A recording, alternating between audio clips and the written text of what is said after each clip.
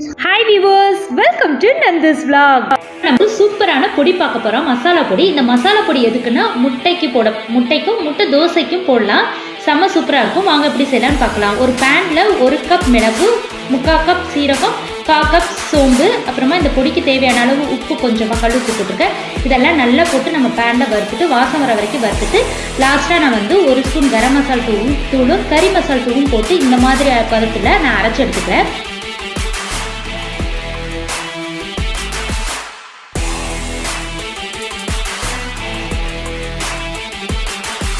இப்போ இந்த பொடியை முட்டை தோசைக்கு போடுவோம். செம்ம சூப்பராக நல்ல வாசமாக இருக்கும்.